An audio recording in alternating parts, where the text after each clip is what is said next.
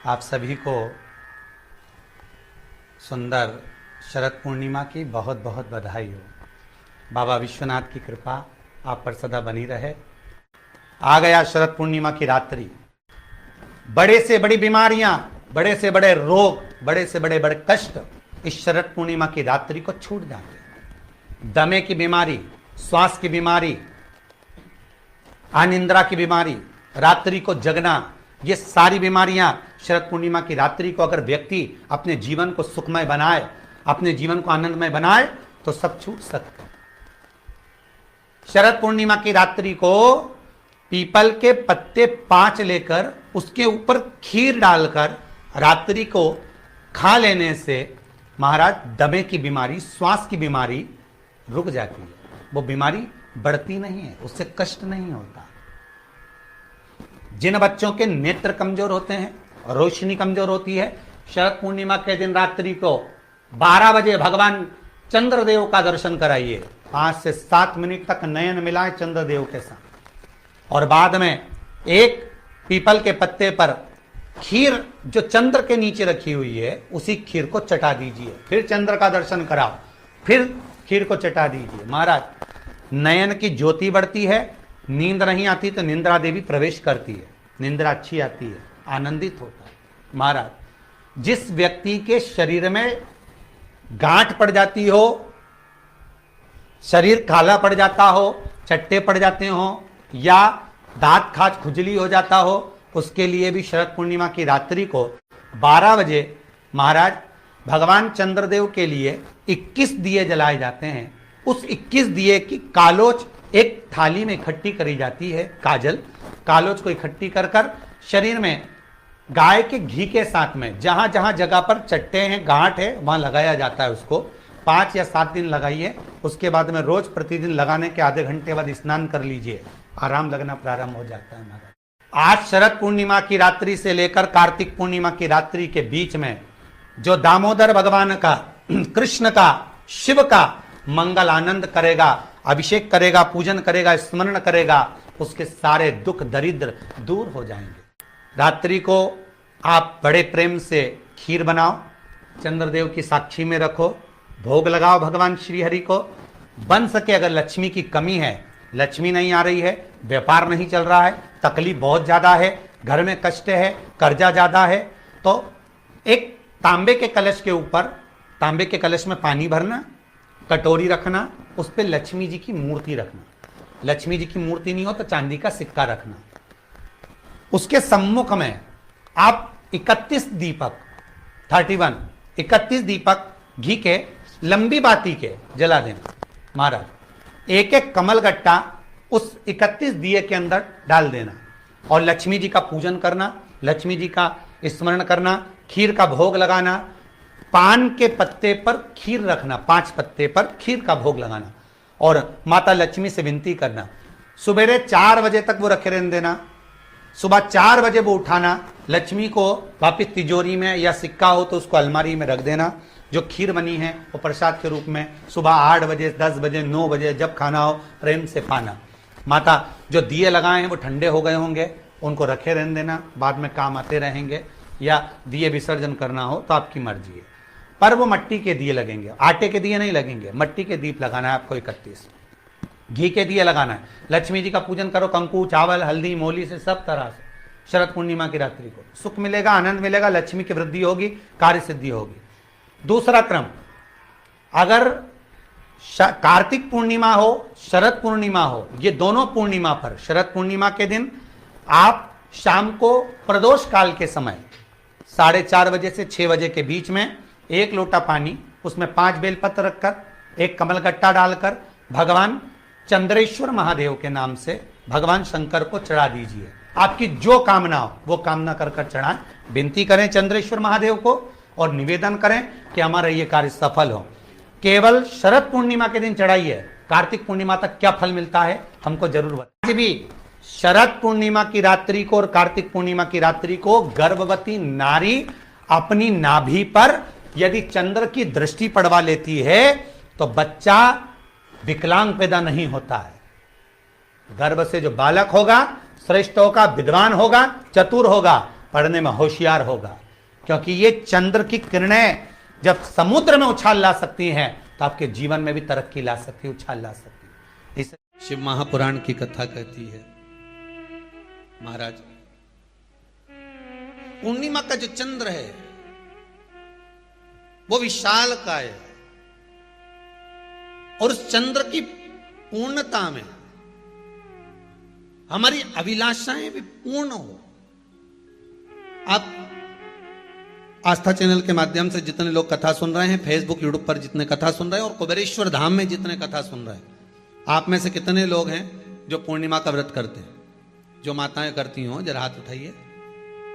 पूर्णिमा का व्रत जो करते हो ना आप लोग, रखिए याद। अब पूर्णिमा के व्रत में आपने कई बार किताब पढ़ी होगी पूर्णिमा की, या आपने व्रत किया होगा, या पूर्णिमा का व्रत आप धारण करे होगे, तो उसमें पूजन कौन से भगवान की होती है? पूर्णिमा के व्रत में किस भगवान की पूजन होती है? तो कहा पूर्णिमा के व्रत में केले के खंभ लगाकर पूर्णिमा का जो अध्यापन होता है, पूर्णिमा की जो पूजन होती है, उस पूजन में शंकर और पार्वती की पूजन की जाती है, शिव और नारायण की पूजन करी जाती है, शंकर और पार्वती का स्मरण किया जाता है। किसकी पूजन होती है? शिव पार्वती।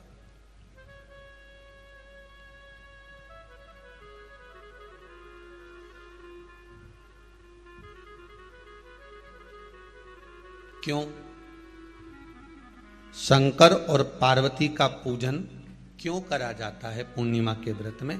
क्योंकि शिव और माता पार्वती ही केवल एक ऐसे हैं जिन्होंने अपूर्ण लक्ष्मी को भी पूर्ण बना दिया था। किसको पूर्ण बनाया है? लक्ष्मी। पूर्णिमा के दिन अगर आप शंकर भगवान को एक लोटा पानी अगर शिव को समर्पित कर रहे हो, श्वेत पुष्प को रखकर शंकर जी के ऊपर सफेद फूल को चढ़ाकर अगर एक लोटा जल भी, एक पात्र जल भी शंकर को समर्पित कर रहे हो, तो ये लक्ष्मी के लिए ही तो कर रहे हो। और कौन सी लक्ष्मी? पूर्ण लक्ष्मी। पूर्ण लक्ष्मी। आपको पहले भी कथा में कहा, एक बार भगवान विष्णु के सामने लक्ष्मी मैया ने बहुत तेज स्वर में कह दिया था, नारायण, दुनिया के लोग आपका नाम जपते हैं, दुनिया के लोग नारायण नारायण कहते हैं, दुनिया के लोग आपका भजन करते हैं, पर सत्य मायने में कहूं ना तो मेरे बिना दुनिया के लोगों की नहीं चल सकती, मेरे बिना दुनिया नहीं चल सकती, संसार मेरे बिना नहीं चल सकता। भगवान विष्णु ने कहा ये तो गलत है लक्ष्मी आपका कहना।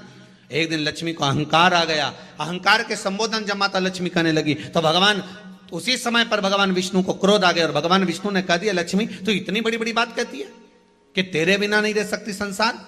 मैं तुझे कहता हूं लक्ष्मी, तू अपूर्ण है, तू अपूर्ण है, तू पूर्ण कब हो गई?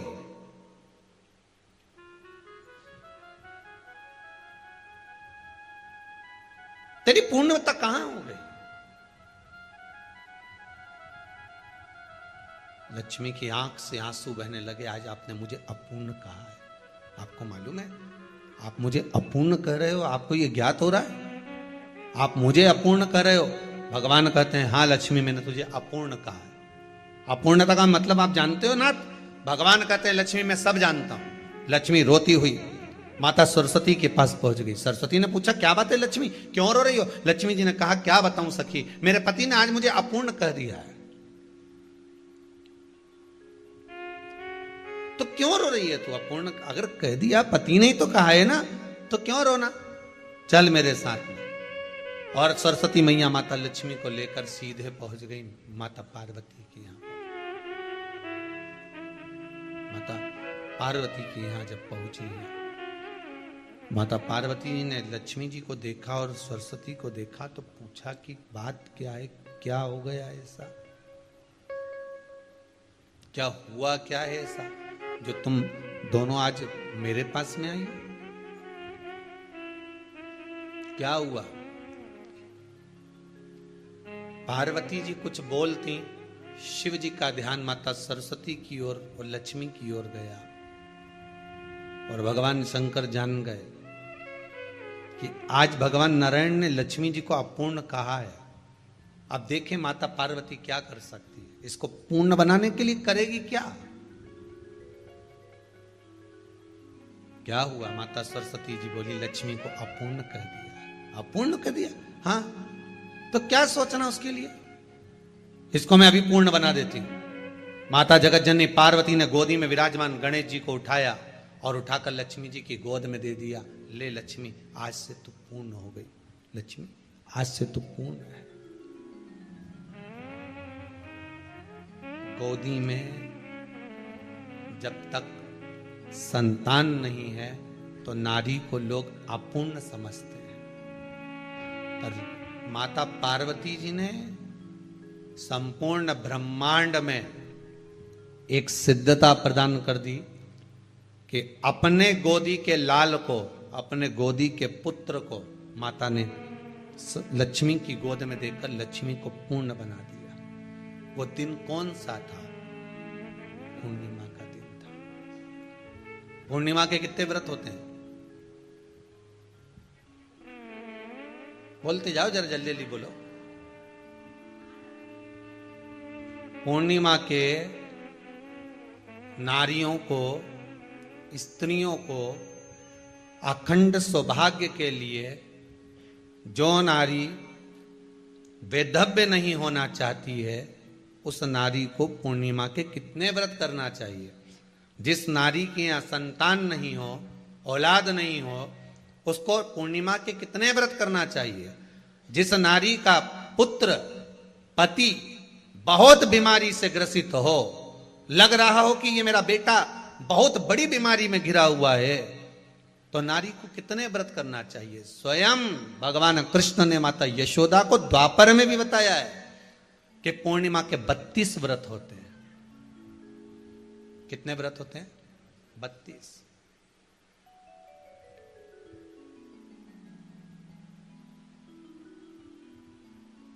स्वयं भगवान कृष्ण यशोदा रानी को, माता यशोदा जी को भी बता रहे हैं 32 व्रत। अब आपको किसी ने बता दिया होगा कि 8 कर लो, 7 कर लो, 6 कर लो, 12 कर लो, इसलिए आपने बोला कि 12 कर लीजिए, 32 कर लीजिए। अरे यहां तो द्वापर की कथा भी कहती है। यशोदा जी ने एक बार भगवान कृष्ण को रोक कर कह दिया, ए कन्हैया रुको। कन्हैया बोले, बोलो मां क्या बात है? कन्हैया जरा रुकिए, इधर आओ जरा। भगवान कृष्ण आए। हाँ मां बोलिए। किस जगह का प्रसंग है ये? जिस समय पर राधा रानी कुरुक्षेत्र में नंद बाबा और यशोदा जी को लेकर कुरुक्षेत्र के कुंड में, ब्रह्म सरोवर में स्नान कराने के लिए लेकर जाती है, ग्रहण का समय पर। और जब भगवान कृष्ण उस कुरुक्षेत्र के उस सरोवर में स्नान करने आते हैं, तब यशोदा जी ने अपने लाला से प्रश्न किया है, पूछा है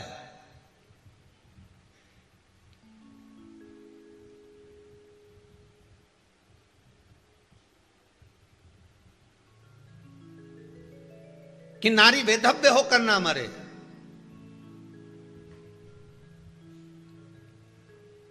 उसका पति कोई रोग से ग्रसित ना हो, उसका पुत्र किसी रोग में ना पड़े। अरे भाई कितना सुंदर संवाद लिखा है। अगर किसी माता का पुत्र मान लो किसी नशे में डूबा हुआ है, कोई नशा कर रहा है और गलत नशा है, आपको लग रहा है कि ये नशे में डूबा हुआ है, आपको लग रहा है कि ये गलत जगह पर डूब गया है, आपको लग रहा है कि मदिरापान में, मांसाहार में या अधिक गांजा आदि का जो भी नशे होते हैं, जितने भी नशे, उसमें डूब चुका है। और मां उसको समझा रही है, तू नशे में मत डूब, तू इस काम को मत कर, तू ये गलत कर्म मत कर। मां उसको समझा कर हार गई। तो मेरा माताओं से निवेदन है, आप उसको समझाना बंद कर दो, एक काम करना प्रारंभ कर दीजिए। हमें जो शिव महापुराण के माध्यम से शास्त्र कह रहा है कि आप 32 पूर्णिमा के व्रत प्रारंभ कर दो। उसमें करना क्या है आपको? केवल जिस दिन व्रत रहे, रात्रि के समय पर कोई भी मीठा, कुछ भी सामग्री आप चंद्र की रोशनी में, चंद्र को अर्घ देने के बाद, पूजन करने के बाद उसको रखो, और वही सामग्री जो नशा कर रहा है उसको पूर्णिमा के दूसरे दिन उसको खिलाओ।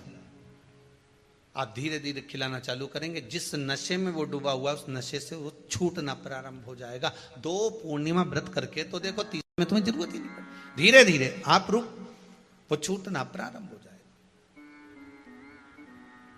स्वयं भगवान कह रहे हैं, यशोदा मैया ने कन्हैया को रोक लिया कुरुक्षेत्र के उस मैदान में, और भगवान कृष्ण का दर्शन माता यशोदा जी करी। बहुत बहुत दिनों के बाद माँ को, आज माता यशोदा को लाला का दर्शन हुआ, बहुत समय के बाद, जाने के बाद, बहुत समय। जब देवता 33 कोटि देवता उस चंद्र के इंतजार में रहते हैं कि ये चंद्र प्रबल होगा, तब जाकर ये चंद्र यहां पहुंचेगा, तब जाकर हम मंथन करेंगे, तब जाकर वो अमृत मिलेगा, और उस अमृत को देवता धारण करेंगे तो वो आनंद पा जाएंगे। तो हम क्यों शरद पूर्णिमा छोड़ें, हम क्यों एक एक पूर्णिमा छोड़ें? एक एक पूर्णिमा के महत्व को जानिए। कोई पूर्णिमा साधारण नहीं है, कोई प्रदोष साधारण नहीं है, कोई शिवरात्रि साधारण नहीं है। 12 महीने शिवरात्रि पड़ती है, 12 महीने में प्रदोष पड़ते हैं, पर 12 महीने पड़ते हैं, हम उसका महत्व ही नहीं जान पाते।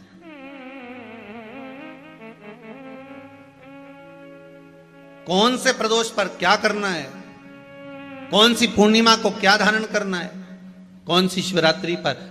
कई लोगों को तो यहां तक नहीं मालूम था कि भाई श्रावण के महीने में भी शिवरात्रि आती है। वो तो बस लोगों के कि शिवरात्रि का पूजन हुआ, तो उसका स्मरण क्यों छोड़े हम? अगर ये वेद और शास्त्र ब्राह्मणों को दिए गए हैं, ये वेद और शास्त्र विद्वत जन को दिए गए हैं, तो इसका स्मरण होना चाहिए कि हम निकालकर जनमानस तक ये चीज पहुंचाएं कि हमें इस दिन ये पूजन करना है, उसका स्मरण होना चाहिए।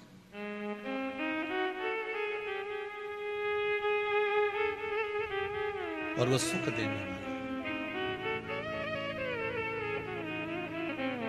भगवान कृष्ण से यशोदा जी ने पूछा तो भगवान कृष्ण ने कहा, मां पूर्णिमा का व्रत अगर नारी 32 पूर्णिमा धारण कर लेती है तो वो नारी बेधव्य होकर नहीं जाती।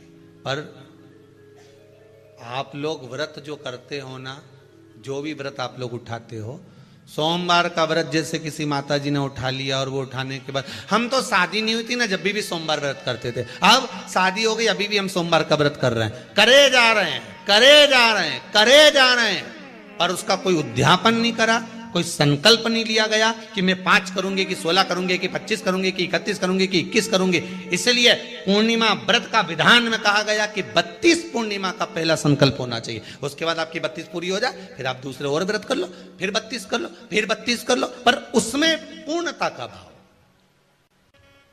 अभी तक किसी के सोमवार और गुरुवार और शुक्रवार के व्रत ही पूर्ण नहीं हुए, अभी तक चल रहा है, अभी तक चल रहा है। हम तो सोमवार का व्रत करते हैं, हम तो शनिवार करते हैं, अब शनिवार करते करते 4 साल हो गए, 6 साल हो गए, 5 साल हो गए। भगवान को तो थोड़ा बहुत कुछ खिला पिला के उनको एक बार तो विश्राम दे। ये जितनी पूर्णिमा के व्रत हैं, जितने 12 महीने जो पूर्णिमा पड़ती है, पूनम पड़ती है, ये भले दुनिया के लोग कहते हैं कि ये भगवान राधा और कृष्ण से संबंध रखते हैं, सीता राम जी से संबंध रखते हैं, राम और कृष्ण से संबंध रखते हैं, पर इनका यदि सही संबंध समझा जाए, इनके सही संबंध का यदि स्मरण करा जाए, इनके सही संबंधों का यदि वर्णन किया जाए, तो शिव और चंद्रमा के जो मिलन का केंद्र बिंदु है वही पूर्णिमा है। केवल एक पूर्णिमा वहीं तक नहीं रही कि भगवान कृष्ण और राधा जी ने रास किया। भगवान कृष्ण और राधा जी रास कर रहे हैं, केवल पूर्णिमा वहीं तक सीमित नहीं रही, केवल वहीं तक उसकी सीमितता नहीं है। एक बात ध्यान रखिएगा, यदि काया का रोग हो गया, मान लो शरीर कहीं से सफेद पड़ रहा है, कहीं से काला पड़ रहा है, शरीर में से खाल की फुकड़ी निकलना प्रारंभ हो गई हो, शरीर में काले काले चट्टे पड़ना चालू हो गए हों, या कोई विशेष रोग हो गया,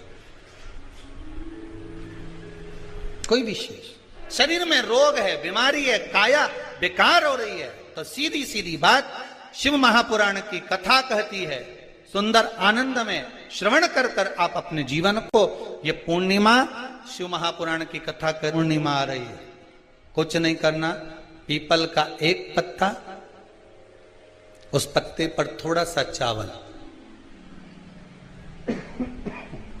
थोड़ा सा चावल, पूर्णिमा की रात्रि को अपने हाथ में लेकर अपने नयनों से लगाकर शरीर पर से स्वयं उतारकर उसको दरवाजे के पास रख दीजिए। पूर्णिमा की रात्रि को पूर्ण होने पर उस चावल को दूसरे दिन सूंघ कर बहते हुए पानी में डाल दीजिए। महाराज कितने भी रोग से ग्रसित हो गए, पीपल का एक पत्ता 52,000 ब्राह्मण की साक्षी कराता है। महाराज बहुत ध्यान देना, पीपल के वृक्ष में स्वयं नारायण का, मेरे कृष्ण का वास है। स्वयं भगवान गीता के अंतर्गत कहते हैं कि मैं पीपल का वृक्ष हूं, नारायण उसी में। 52,000 ब्राह्मणों का वासा एक पीपल के पत्ते में होता है। और आपको पहले भी कथा में कहा, गाय, ब्राह्मण, बहन, बेटी, ये सब काल का हरण करने वाले हो, काल को हरने वाले हो, रोग को मिटाइए। शिव का स्मरण करो। पूर्णिमा के दिन चावल का एक आखा दाना, आखा दाना जानते हो, पूरा खंडित चावल नहीं, कितना चावल, एक दाना चावल का शंकर भगवान के शिवलिंग पर समर्पित करिए। एक बेलपत्र जिसका डंडी का मुख अपनी ओर हो, जहां से चावल चढ़ाया है, उस चावल के ऊपर अपनी कामना कर कर रख दीजिए और चंद्रमौली भगवान का स्मरण करिए। कौन से भगवान? शंकर भगवान का सर्वश्रेष्ठ सुंदर नाम है चंद्रमौली। चंद्रमौली भगवान का स्मरण करिए, अपनी कामना कर कर बेलपत्र समर्पित कर कर शिव जी पर एक लोटा पानी, एक जल पात्र समर्पित करो, कलश से जल चढ़ा दीजिए, नैनों में वो जल लगाकर अपनी कामना कर कर वापिस घर को आइए। अगली सीमा आएगी, जो कामना करी है मेरा चंद्रमौली भोलेनाथ उसे पूर्ण कर ही देगा। शिव उपासना के लिए जितनी 12 महीने में पूर्णिमा पड़ती है, एक एक पूर्णिमा का व्याख्यान वर्णन करेंगे। आज तो कथा का महत्तम दिवस है, पहला दिवस है, तो हम उसको महत्व समझें कि पूर्णिमा का महत्व क्या है, हम उसका महत्व समझें कि शंकर और चंद्र का रिश्ता क्या है, संबंध क्या है।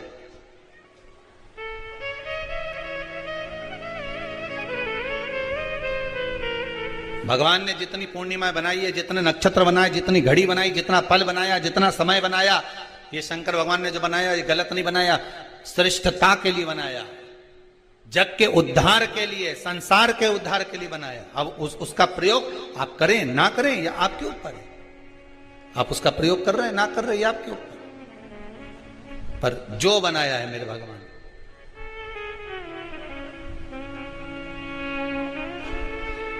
शिव देने